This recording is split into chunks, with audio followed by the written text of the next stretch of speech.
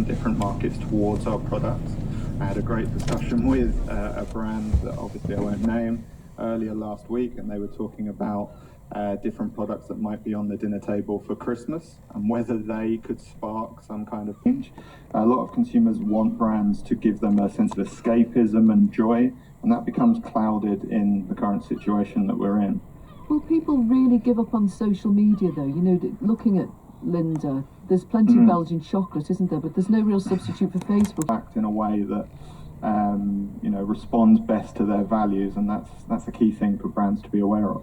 The most widespread national boycott movement. Recently, we've seen it through other global events. You know, the Russian invasion of Ukraine has had a huge impact in terms of... That was sanctions. Do you think it's only a matter of time before Aldi does break into the top three?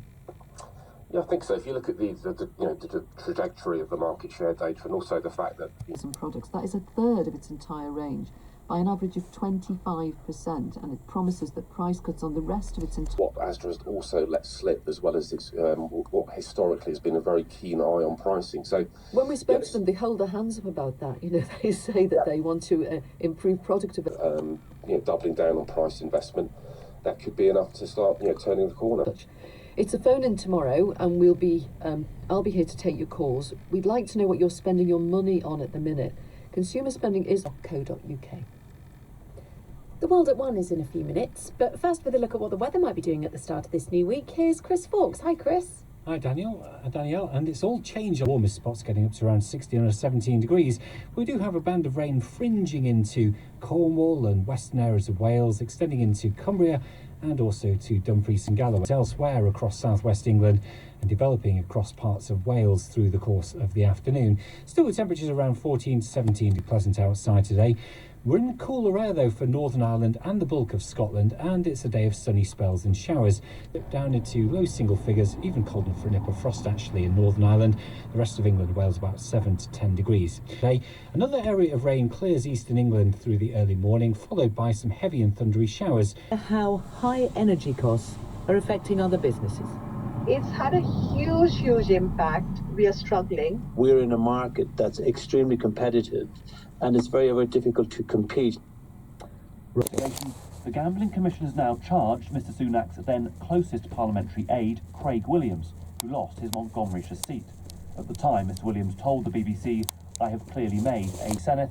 A former Tory candidate, Laura Saunders, and her partner Anthony Lee, as well as Nick Mason, a former chief state police officer, has also been charged.